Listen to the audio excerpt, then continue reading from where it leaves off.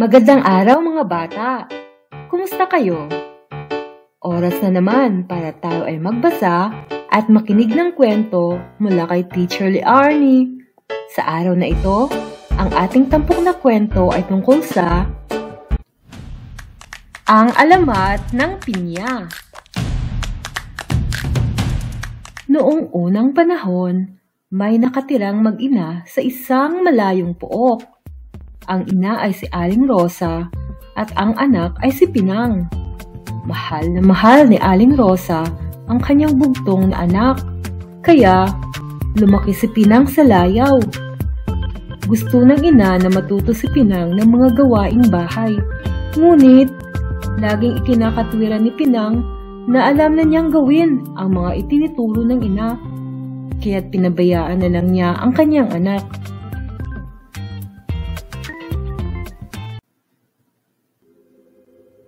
Isang araw, nagkasakit si Aling Rosa. Hindi siya makabangon at makagawa ng gawaing bahay. Inutusan niya si Pinang na magluto ng lugaw.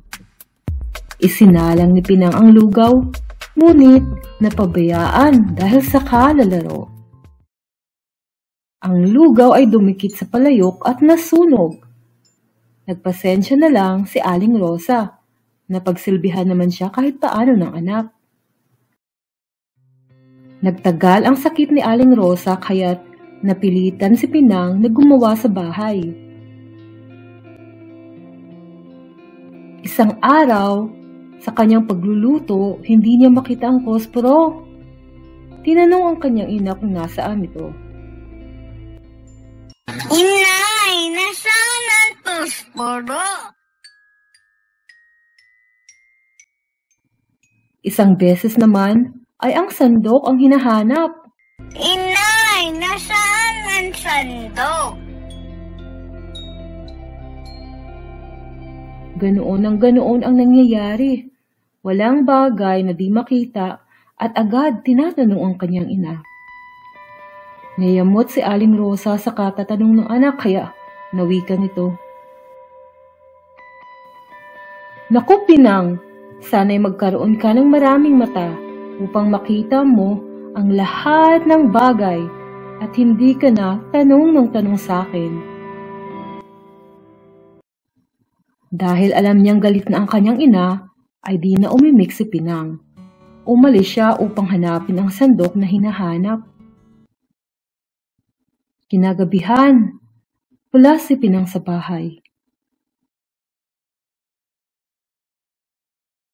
Nabahala si Aling Rosa. Pinang! Pinang!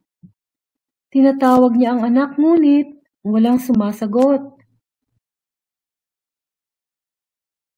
Napilitan siyang bumangon at maghanda ng pagkain.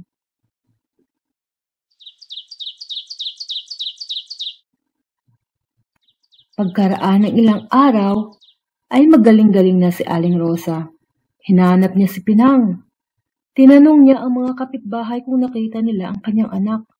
Ngunit, naglahong parang bula si Pinang. Hindi na nakita ni Aling Rosa si Pinang. Isang araw, may nakitang halaman si Aling Rosa sa kanyang bakuran. Hindi niya alam kung anong uri ang halamang yun. Inalagaan niyang mabuti hanggang sa ito'y magbunga. Laking pagkamangha ni Aling Rosa nang makita ang anyo ng bunga nito. Ito'y hugis ulo ng tao at napapalibutan ng mata. Biglang naalala ni Aling Rosa ang huli niyang sinabi kay Pinang na sana'y magkaroon ito ng maraming mata para makita ang kanyang hinahanap. Tahimik na nanangis si Aling Rosa at laking pagsisisi dahil tumalab ang kanyang sinabi sa anak. Inalagaan niyang mabuti ang halaman at tinawag itong Pinang.